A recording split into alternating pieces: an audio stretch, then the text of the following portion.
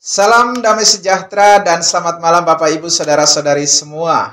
Puji Tuhan ada kesempatan buat saya malam ini untuk menyampaikan renungan singkat sebelum kita tidur. Hampir 2 tahun ini ada 3 hal penting yang sedang saya pelajari dan gumulkan. Hal pertama adalah tentang leadership atau kepemimpinan. Hal kedua adalah tentang relationship atau hubungan. Dan hal yang ketiga adalah tentang stewardship atau penata layanan. Atau biasa disebut juga dengan pengelola. Ketiga hal ini merupakan hal yang sangat penting buat kehidupan kita semua. Kalau kita perhatikan Alkitab, Tuhan mau agar kita menjadi pemimpin yang baik. Alkitab juga mengajarkan kita banyak hal tentang relationship, yaitu hubungan antara kita dengan Tuhan kita dan juga hubungan antara kita dengan sesama kita. Dan Alkitab juga mengajarkan kita untuk menjadi pengelola atau penata layanan yang baik.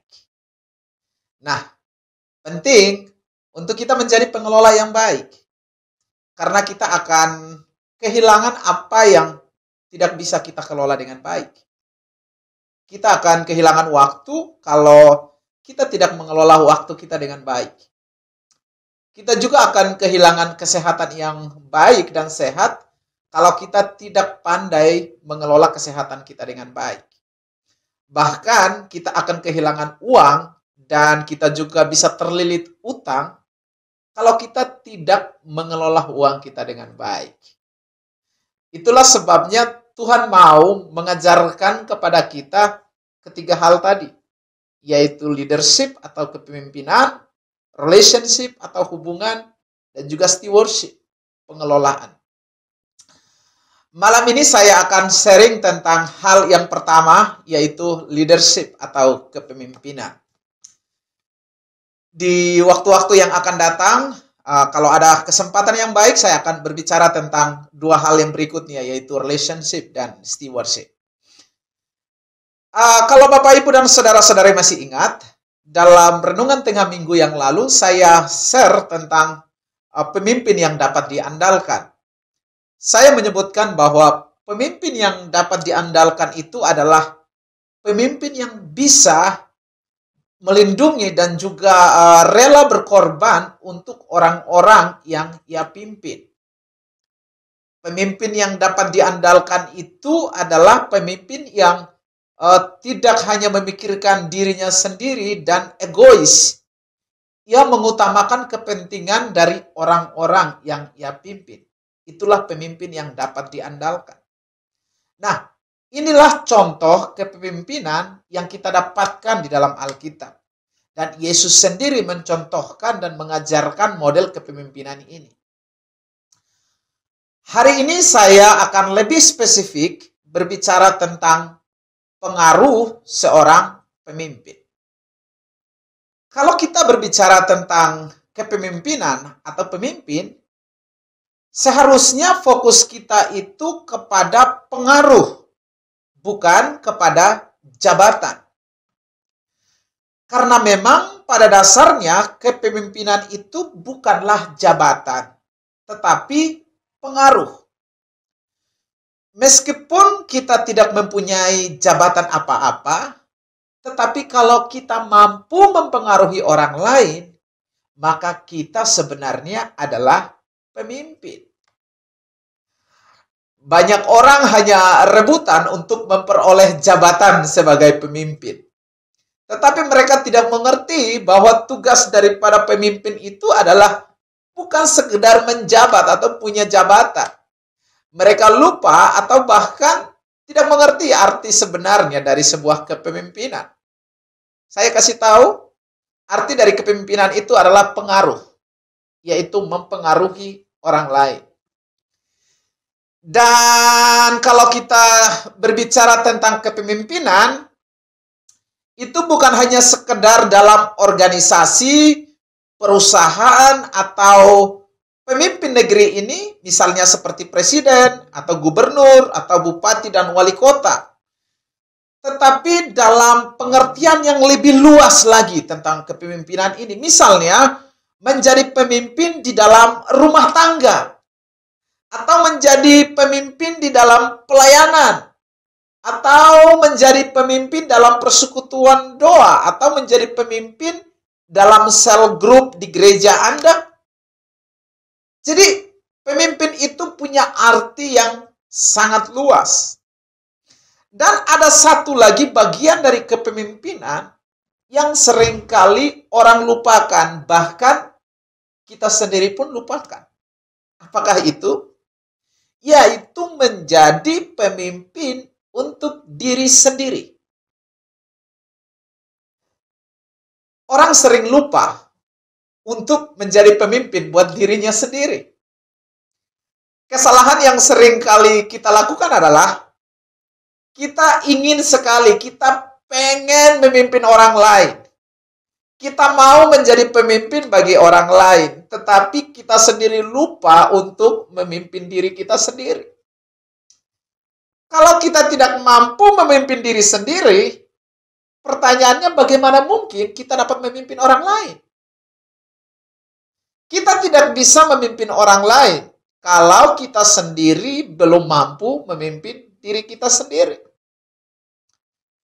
Jadi sebelum kita memimpin orang lain atau menyuruh orang lain melakukan sesuatu, terlebih dahulu kita harus memimpin diri kita. Tanggal 27 Mei sampai 5 Juni yang lalu, gereja kita mengadakan doa puasa selama 10 hari. Dan sebelum saya mengajak jemaat dari mimbar, memberikan pengumuman kepada jemaat setiap minggu untuk mereka melakukan doa puasa selama 10 hari itu, saya sudah lebih dahulu berpuasa dari tanggal 6 Mei. Saya sudah lebih dahulu memulai berpuasa selama 22 hari sebelum saya mengajak jemaat untuk melakukan hal itu. Dan setelah 10 hari berpuasa bersama dengan jemaat, yaitu dari tanggal 27 Mei sampai 5 Juni itu, saya masih terus meneruskan puasa saya sampai pada tanggal 14 Juni yang lalu. Jadi total saya puasa itu selama 40 hari. Pertanyaannya begini, kenapa saya mau melakukan hal ini? Salah satu alasannya adalah, saya ingin memulai lebih dahulu dari diri saya, sebelum saya mengajak orang lain untuk melakukannya. Saya tidak ingin mengajarkan orang melakukan sesuatu yang saya sendiri belum lakukan. Dan itulah yang Alkitab ajarkan kepada kita. Dalam 1 Korintus pasal 4 ayat 15 sampai 16, yaitu dikatakan bahwa sebelum memimpin orang lain atau mempengaruhi orang lain untuk melakukan sesuatu, terlebih dahulu kita harus melakukannya. Sehingga apa yang kita lakukan itu menjadi teladan bagi orang-orang yang akan kita nyuruh untuk melakukan. Mari dengarkan 1 Korintus 4 ayat 15 dan 16 dikatakan demikian. Sebab sekalipun kamu mempunyai beribu-ribu pendidik dalam Kristus, kamu tidak mempunyai banyak bapa, karena akulah yang dalam Kristus Yesus telah menjadi bapamu oleh Injil yang kuberitakan kepadamu. Dengarkan ayat 16, Paulus bilang begini. Sebab itu aku menasehatkan kamu, turutilah teladanku. Turutilah teladanku. Justru itulah sebabnya aku mengirimkan kepadamu Timotius, yang adalah anakku yang kekasih dan yang setia dalam Tuhan, yang akan memperingatkan kamu akan hidup yang kuturuti dalam Kristus Yesus, seperti yang kuajarkan di mana-mana dalam setiap jemaat. Jadi perhatikan, sebelum Paulus mengutus Timotius untuk mengajarkan jemaat bagaimana hidup menuruti Kristus, lebih dahulu Paulus sudah melakukannya, yaitu dia mengikuti Kristus. Penekanan Paulus dalam ayat 16 ini adalah mengikuti teladan Paulus. Jadi sebelum Paulus mengutus Timotius untuk mengajarkan jemaat supaya hidup sesuai Injil, lebih dahulu Paulus sudah mempraktekkannya dalam hidupnya. Itu sebabnya Paulus berkata dalam ayat 16 tadi, dia bilang apa? Sebab itu aku menasihatkan kamu apa? Turutilah teladanku. Jadi Bapak, Ibu, dan saudara-saudari sekalian, sebelum kita mempengaruhi orang lain atau menyuruh orang lain melakukan sesuatu, terlebih dahulu kita harus memulai dari diri kita, sehingga itu menjadi teladan bagi mereka. Kita harus memberikan teladan. Dari sini kita ambil kesimpulan bahwa kepemimpinan itu berbicara tentang pengaruh, yaitu melalui teladan, bukan sekedar menduduki sebuah jabatan. Jadi, bagi bapak-bapak, mama-mama di rumah yang ingin memberikan nasihat kepada anak-anak, pastikan bahwa nasihat yang kita berikan, kita sudah lebih dahulu melakukan. Karena kalau kita cuma memberikan nasihat dan kita tidak melakukannya, kita tidak sedang membuat mereka jadi baik. Bahkan mereka tidak pernah respect sama kita. Lakukan lebih dahulu, sehingga apa yang kita lakukan menjadi teladan bagi orang lain. Nah, kalau kita mengerti sekarang bahwa kepemimpinan adalah pengaruh dan teladan, maka kepemimpinan juga bukan berbicara tentang usia. Dan kalau kita perhatikan Alkitab, mulai dari kitab Kejadian pasal pertama sampai kitab Wahyu pasal 22 terakhir, kita tidak menemukan ayat Alkitab yang mengatakan bahwa untuk menjadi pemimpin, salah satu syaratnya adalah harus berusia 40, 50, atau bahkan 60 tahun. Alkitab tidak pernah menyebutkan usia sebagai syarat. Yang Alkitab ajarkan tentang kepemimpinan adalah tentang pengaruh dan teladan. 1 Timotius pasal 4 ayat 12 katakan demikian. Jangan seorang pun menganggap engkau rendah karena engkau muda. Jadi tidak sedang berbicara tentang usia. Malah di sini dikatakan kalimat berikut adalah, jadilah teladan. Entah itu engkau orang tua, orang muda, siapapun Anda, dari latar belakang manapun Anda, yang Tuhan mau adalah, jadilah teladan. Teladan bagi orang-orang percaya. Teladan dalam hal apa sih? Dalam perkataan, dalam tingkah laku, dalam kasihmu, dalam kesetiaanmu, dan dalam kesucianmu. Dari sini, kita lihat bahwa kepemimpinan itu bukan soal usia, tetapi penekanannya kepada teladan hidup. Yang Tuhan inginkan adalah agar kita semua memberikan teladan. Dimanapun Anda berada, dimanapun kita berada, berapapun usia kita, yang Tuhan mau adalah kita menjadi pemimpin yang memberikan teladan. Teladan melalui perkataan kita, melalui tingkah laku kita, kasih kita, kesetiaan kita, dan kesucian kita. Itulah sebabnya, sebelum kita cepat-cepat menyuruh orang untuk berkata-kata yang baik, bertingkah laku yang baik, hidup dalam kasih, kita harus lebih dahulu memulai dari diri kita sendiri. Puasa kita kemarin kita banyak berbicara tentang, salah satu yang kita ngobrolin adalah tentang revival, perubahan dalam pribadi kita. Itu sebabnya sebelum kita ingin gereja kita berubah, keluarga berubah, bangsa ini berubah, mulai lebih dahulu dari dalam diri kita. Pada saat kita mulai dari diri kita, maka kita akan menjadi teladan. Dan saudara tahu, teladan itu berbicara lebih keras daripada kata-kata yang kita ucapkan.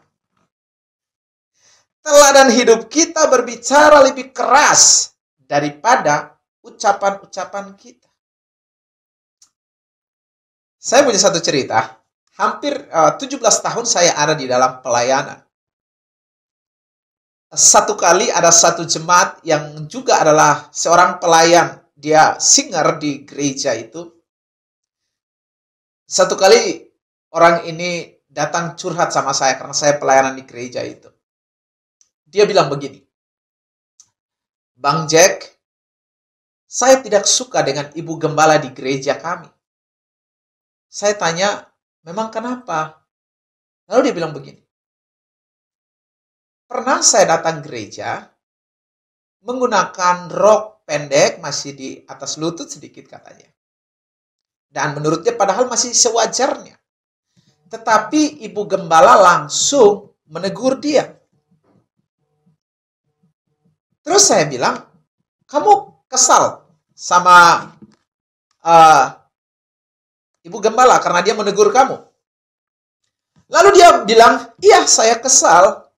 Soalnya beberapa kali saya lihat anak perempuan ibu gembala ini pergi ke gereja dengan memakai rok yang lebih pendek dari saya, katanya begitu. Lalu dia bilang, sejak saat itu dia kesal dengan perlakuan yang dilakukan oleh ibu gembala ini. Lalu saya menguatkan dia, saya bilang, ya kamu yang sabar ya, saya bilang begitu sama dia. Nah, apa yang saya ceritakan ini merupakan contoh-contoh yang sering kali terjadi dalam kehidupan kita. Terkadang kita lebih mudah untuk menegur orang melihat kesalahan orang, tanpa kita melihat ke dalam diri kita. Biasakan kita menunjuk orang pakai satu jari kan. Tapi kita lupa bahwa 3 jari sedang menunjuk kepada diri kita, dan ini yang sering kali kita lupakan. Dan pada zaman sekarang banyak orang yang ingin menjadi pemimpin dan ingin berkata-kata dan berceramah kepada banyak orang. Tetapi hanya sedikit orang yang ingin memberikan teladan. Izinkan saya untuk mengatakan hal ini. Marilah kita menjadi teladan. Sekali lagi, marilah kita menjadi teladan. Nah, untuk menjadi teladan, hal pertama yang harus kita lakukan adalah kita harus memulai dari diri kita sendiri, yaitu memimpin diri sendiri. Pada saat kita sudah mampu memimpin diri kita akan menjadi teladan yang akan membawa orang lain menuju kehidupan yang lebih baik dan kehidupan yang sesuai dengan rencana Tuhan. Saya akan mengakhiri renungan ini dengan 2 langkah praktis agar kita bisa memimpin diri kita sendiri. Yang pertama adalah berdoalah memohon kekuatan daripada Roh Kudus untuk memberikan kemampuan kepada kita, memampukan kita agar dapat memimpin diri kita sendiri. Tahukah Bapak, Ibu, dan saudara-saudari, musuh terbesar kita itu adalah diri kita sendiri. Musuh terbesar kita adalah ego kita sendiri. Ego dan keinginan daging kita tidak mau taat, liar, dan tidak suka dipimpin. Kita setiap kali berhadapan dengan diri kita sendiri, kita bergumul dengan diri kita. Itu sebabnya kita harus menjadi tuan atas ego kita. Kita ini yang harus menjadi tuan atas keinginan daging kita. Jangan sampai kita menjadi budak daripada keinginan kita. Keinginan liar yang tidak ingin diatur.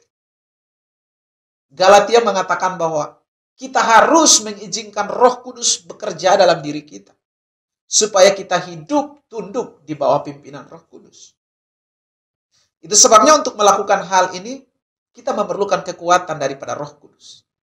Izinkanlah Roh Kudus berperang membantu kita untuk menjadi tuan atas diri kita. Yang kedua adalah bertekunlah dalam merenungkan firman Tuhan. Karena hanya firman Tuhanlah yang memampukan kita atau merubah cara berpikir kita, mentransformasi nilai hidup kita, dan mengubahkan kehidupan Anda dan saya. Tuhan Yesus memberkati kita semua. Marilah kita berdoa. Tuhan, terima kasih untuk malam ini. Sebelum kami beristirahat, ada firman Tuhan yang datang kepada kami, mengajarkan kami untuk memimpin diri kami lebih dahulu, sebelum kami pergi untuk memimpin orang lain. Saya sudah selesai berbicara. Roh Kudus, kiranya Engkau yang menuntun kami untuk menerapkan firman ini dalam kehidupan kami semua. Terima kasih. Dalam nama Tuhan Yesus kami sudah berdoa. Amin. Tuhan Yesus memberkati. Sampai jumpa dalam renungan tengah minggu yang akan datang.